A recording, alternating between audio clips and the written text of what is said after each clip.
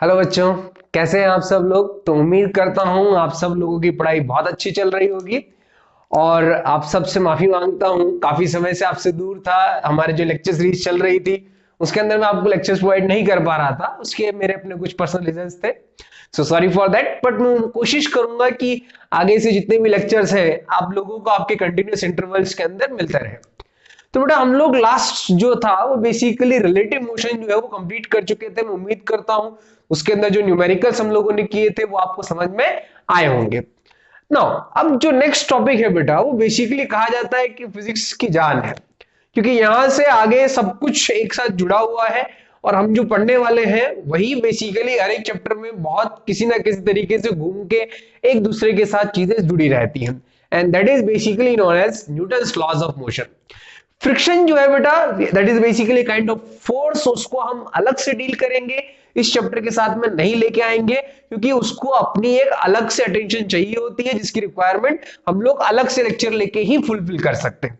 तो फिलहाल के लिए हम जिसकी भी बात करेंगे उसमें फोर्स, वहां पे फ्रिक्शन जो है आपका इन्वॉल्व नहीं होने वाला है। हम लोग बेसिक फोर्स के क्वेश्चंस की बात करेंगे नाउ। तो बेटा न्यूटन्स लॉज की जब हम बात करते हैं तो कुछ ना कुछ चीजें जो है वो बेसिकली उन्हीं तीन लॉज के अराउंड घूम रही होती है, पर वैरायटी ऑफ क्वेश्चंस जो है यहाँ पे बहुत अलग अलग टाइप की बनती है। तो हम लोग कोशिश करेंगे कि ज्यादा से ज्यादा वेराइटीज को डील कर पाए, और इसके अंदर हो सकता है थोड़ा लंबा समय हम लोग को लग जाए। ठीक, तो हम लोग अब स्टार्ट करते हैं। Today is our first lecture, basic से स्टार्ट करेंगे एंड दिस वन, ये आज का हमारा पहला क्वेश्चन। तो समझते हैं क्वेश्चन क्या बोल रहा है और हमको कौन से कॉन्सेप्ट पता होने चाहिए। तो देखिए क्या है क्वेश्चन, बोलता है find out the acceleration and tension for the given system. आपको एक सिस्टम दिया हुआ है, उस सिस्टम का एक्सीलरेशन क्या है ये बताना है, और मैं बोलूं तो आपको आपके जो मासेस दिए हुए हैं उनका एक्सीलरेशन आपको बताना है। और क्या बोल रहा है, और साथ में बोल रहा है कि इसके अंदर ये स्ट्रिंग जो आपको दिख रही है, इस स्ट्रिंग के अंदर टेंशन कितनी होगी ये आपको कैलकुलेट करके बतानी है। अब थोड़ी बातें सुनिए क्या क्या है, जो कौन कौन सी चीजें इंपॉर्टेंट रहती है जो हम लोगों को आगे भी ध्यान रखनी है। पहली बात यहां पे किसकी चर्चा हो रही है, तो आपके टेंशन की चर्चा हो रही है। टेंशन से रिलेटेड कुछ छोटी सी बातें आपको क्वेश्चन के साथ में बता देता हूं कि क्या है। देखिए, एक आपकी ये वाली स्ट्रिंग है और एक ये वाली स्ट्रिंग है। इन दोनों स्ट्रिंग्स के अंदर टेंशन सेम रहेगी, ऐसा हम लोग इन जनरली लेते हैं। बट ध्यान रखिएगा उसके लिए कंडीशन है कि टेंशन जो दोनों साइड सेम की बात आप कर रहे हैं वो सिर्फ तब तक वैलिड है जब तक आपकी पुली कैसी होनी चाहिए, पुली के साथ एक कंडीशन अटैच्ड है।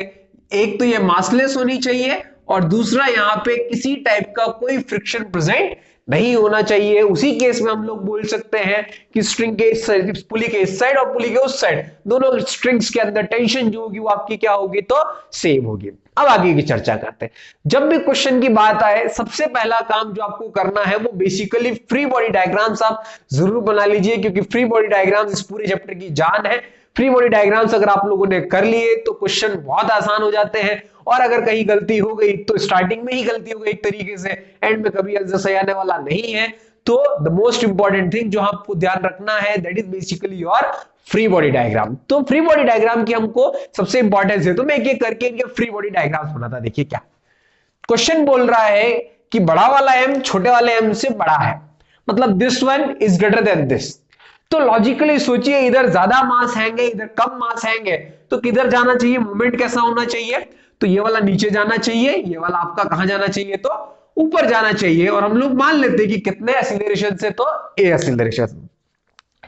ये सोचिए, ये जितना ऊपर जाएगा ये उतना नीचे आएगा, तो ये जितना ऊपर गया ये जितना उतना ही नीचे आएगा। तो कंस्ट्रेंट रिलेशन के हिसाब से मैं बोल सकता हूं कि अगर इसका एक्सीलरेशन ए ऊपर है तो इसका एक्सीलरेशन ए नीचे होगा। अब आई बात फ्री बॉडी डायग्राम्स की। फ्री बॉडी डायग्राम में करना क्या होता है बेटा, जिसका भी फ्री बॉडी डायग्राम बनाना है उसको बेसिकली आप अलग से निकाल लीजिए। फिलहाल मैं इस छोटे वाले मास को निकाल रहा, तो ये छोटा वाला मास एम। अब इसके ऊपर देखिए कि कौन कौन से फोर्सेस लग रहे हैं। अगर आप सोचें तो ग्रेविटी तो सीधी सी बात है लगेगी ही लगेगी, तो ये तो हो गया आपका m into g, that is the gravitational force. दूसरा फोर्स कौन सा लग रहा है, तो आप सोचिए कि इसके ऊपर यहां एक स्ट्रिंग है, स्ट्रिंग क्या लगा रही होगी, तो आपका एक टेंशन फोर्स लगा रही होगी। और ध्यान रखिएगा tension force is always acting away from the object. आपका जो ऑब्जेक्ट है उससे दूर जाता हुआ लगेगा। ये छोटी छोटी बातें ध्यान रखिए, फ्री बॉडी डायग्राम में गलतियां नहीं होगी। तो ऊपर हम लोगों ने मान लिया कि टेंशन कितनी है, तो आपकी टी है। अब देखिए इसके ऊपर, क्योंकि ये ऊपर जा रहा है तो नेट फोर्स लिखने की कोशिश करते हैं। तो कितना आया net force, f net is equals to, क्योंकि ऊपर जा रहा है तो टी बड़ा है, so the net force will be t minus M g. और अब यहां से सोचिए कि नेट फोर्स पता चल गया, आपको इसके एक्सीलरेशन के साथ रिलेशन चाहिए, तो कहां से आएगा, तो आपके न्यूटन के सेकंड लॉ से आएगा। तो वही हम लोग लगाते हैं, F net equals to M into A, तो इसको एम इंटू ए, तो यहां से पहली इक्वेशन आ गई T minus mg is equals to m into a. This one is going to be our first equation for this question. ठीक, अब दूसरे की बात करते हैं, इसकी चर्चा करते हैं। देखिए क्या है, इसकी भी चर्चा करते हैं। नीचे क्या लगा, तो कैपिटल mg। टेंशन ध्यान रखिएगा अभी भी ऊपर ही लगेगा, it is always acting away from the object, object से दूर जाता हुआ लगेगा। पर यहां पे एक्सीलरेशन कहां है, तो आपका नीचे। नेट फोर्स क्या लिखूं मैं यहां पे, mg minus t, and according to Newton's law net force should be equals to m into a। ये आ गई आपकी सेकंड इक्वेशन। दो इक्वेशंस है, दो अननोन वेरिएबल्स है, एक्सीलरेशन और टेंशन। इनको हम सॉल्व करेंगे तो हमको हमारा ए और टी मिल जाएगा। ध्यान दीजिए रिलेशन मिल जाएगा। तो हम लोग इक्वेशन नंबर 1 को इक्वेशन नंबर 2 के साथ ऐड करते हैं। इक्वेशन नंबर 1 क्या है, t minus M G is equals to M into A. T sorry वहां से आ गया आपका mg minus T is equals to capital M into A. दोनों को ऐड करिए, प्लस टी माइनस टी तो जीरो हो गया, इन दोनों को करेंगे तो g कॉमन आ गया, ये हो गया m माइनस m, और इधर हो गया a times m plus m। और सिंप्लीफाई करके लिखे तो ध्यान दीजिएगा, a is equals to g times m minus m upon m plus m। यार ये जो चीज रिलेशन आई, इसको अगर आप सोचिए थोड़ा सा, तो आपको यहां से एक छोटी चीज सीखने को मिलेगी, लेकिन वो सिर्फ यहीं तक वैलिड है। इस टाइप का सिस्टम मिलता है, क्योंकि इस टाइप के सिस्टम को बेटा हम लोग एक और नाम से जानते हैं, इसको हम लोग क्या बोलते हैं, एटवुड मशीन। क्योंकि कभी कभार एग्जाम के अंदर आपको ये वर्ड यूज कर लिया जाएगा, तो पता रखिएगा एटवुड मशीन है तो इसका मतलब इस टाइप का उसका एक डायग्राम बन रहा होगा। बट हाँ, एटवुड मशीन के अंदर फाइनल आंसर यही आएगा, वो सिर्फ तब और तब वैलिड है जब आपकी पुली कैसी हो, तो मासलेस और फ्रिक्शनलेस। तो एटवुड मशीन के केस में एक्सीलरेशन क्या होगा, तो acceleration is equals to g times, ध्यान दीजिएगा, डिफरेंस ऑफ मासेस, डायरेक्ट लिख सकते हैं आप, हर बार आपको सॉल्व करने की जरूरत नहीं है, divided by the sum of masses. ये छोटी सी बात है, आप लोगों को याद रहे तो बहुत अच्छी बात है, नहीं भी रहे तब भी चैप्टर पूरा बेसिक है, हर एक स्टेप लिखते जाइए, आप लोग फाइनली उस सॉल्यूशन पे आके अराइव हो जाएंगे। ठीक, तो यहां से हमको एक्सीलरेशन मिल चुका है, एक्सीलरेशन मिल गया तो हमको टी निकालना है। तो देखिए क्या है, t is equals to m a plus m g, इसी को रीअरेंज किया है। यहां से t is equals to m हम लोग कॉमन ले लेते हैं, एक्सीलरेशन में लिखा हुआ है g times m minus m upon m plus m, और यहां बच गया प्लस साथ में आपका g।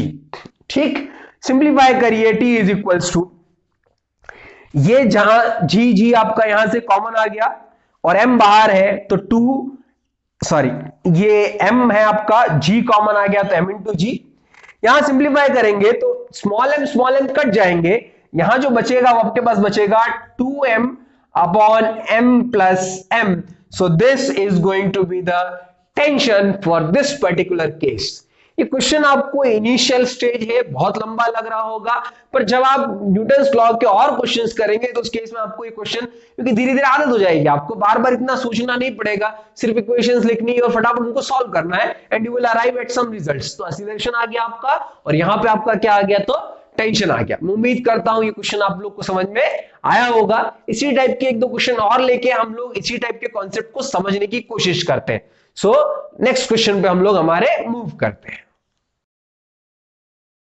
तो बेटा ये रहा हमारा आज का सेकंड क्वेश्चन, देखते हैं, थोड़ा फास्ट करेंगे क्योंकि हम लोगों ने पहले वाले क्वेश्चन में काफी टाइम डेडिकेट किया है, किस तरीके से इक्वेशंस लिखनी है, तो उम्मीद करता हूं आपको समझ में आया होगा। तो इस क्वेश्चन को कुछ फटाफट करने की कोशिश करते हैं। देखिए आपको एक्सीलरेशन पूछ रहा है, पहली और फॉरमोस्ट थिंग जो न्यूटन्स लॉ में करनी होती है वो क्या है, तो आपके एफबीडी बनानी है, फ्री बॉडी डायग्राम्स आपको बनाने। तो हम लोग पहला काम वही करते हैं, हम लोग मान लेते हैं कि ये वाला नीचे जा रहा होगा, एक्सीलरेशन ए के साथ, और ये वाला इस तरीके से ऊपर शिफ्ट हो रहा होगा विद एक्सीलरेशन ए के साथ। ठीक, अब एफबीडीज बनाने की कोशिश करते हैं। देखिए क्या है, पहले हम लोग M2 की एफबीडी बनाते, तो नीचे क्या लगा M2G, ऊपर क्या लगा T, कहां आ रहा है नीचे, नेट फोर्स कितना है बोलिए फटाफट, नेट फोर्स आ गया भैया M2G minus T is equals to M2 into a. Newton's law equation वगैरह सब साथ लिखी जाती है, बार बार इस बारे में सोचने की जरूरत नहीं पड़नी चाहिए। तो ये आ गई क्या आपकी इक्वेशन नंबर 1। ठीक, अब देखिए यार दूसरी काम की चीज जो है ना वो इंपॉर्टेंट है यहाँ पे, जो आप लोग नया सीख रहे हैं फिलहाल। जब आप इसका फ्री बॉडी डायग्राम बनाए तो वेज का एक सेक्शन साथ में रहने दीजिएगा, क्योंकि उससे आपको थोड़ा बहुत टेंशन नॉर्मल ये सब बनाने में हेल्प मिलेगी। देखिए क्या है, इधर क्या लग रहा होगा टेंशन टी। ध्यान दीजिएगा ग्रेविटी ऐसा नहीं है कि वेज के परपेंडिकुलर या इंक्लाइन के परपेंडिकुलर लग जाएगी, ग्रेविटी हमेशा towards the centre of earth लगती है, सीधी क्लियर बात है। ठीक, तो नीचे की डायरेक्शन में क्या लगा, तो आपका लगा नीचे की डायरेक्शन में M1G। बस हाँ, कंपोनेंट्स की बात आती है कि यार M1G से काम नहीं चलेगा, क्योंकि इंक्लाइन की जब बात आए तो आपको आपके कंपोनेंट साथ साथ में कर लेने चाहिए, एक अलोंग द इंक्लाइन, दूसरा आपका परपेंडिकुलर द इंक्लाइन। याद रखिएगा perpendicular to the incline component जो ग्रेविटी का आता है वो आएगा कितना आपका, तो M1G साइन थीटा, और परपेंडिकुलर आएगा that is M1G cos theta. और ध्यान दीजिएगा यहां पे आपकी एक कांटेक्ट सरफेस है, तो उसकी वजह से एक फोर्स और लग रहा होगा, and that force is basically going to be normal. पर यार ये मूव कैसे कर रहा है, इसके अलावा कोई फ्रिक्शन वगैरह इन्वॉल्व नहीं है, तो उसकी कोई चर्चा यहां ही नहीं। तो नेट फोर्स क्योंकि ऊपर की साइड में शिफ्ट हो रहा है, तो नेट फोर्स हम लोग लिखने की कोशिश करते हैं, क्या आएगा T minus M1G sine theta is equals to M1 into A. ये आ गई आपकी सेकेंड इक्वेशन। वही net force is equals to mass into acceleration में, उम्मीद करता हूं समझ में आया होगा। फंडा वापस क्लियर है, ए आपके पास अननोन है, टी अननोन है, क्या करना है उम्मीद करता हूं समझ चुके होंगे। ऐड करेंगे तो वहां से हमारा कुछ सिंप्लीफिकेशन हो जाएगा। तो हम लोग इक्वेशन नंबर 1 को इक्वेशन नंबर 2 के साथ ऐड करते हैं। इक्वेशन नंबर 1 कितनी है, तो M2G minus T is equals to M2A। ये हो गई T minus M1G sine theta is equals to M1A।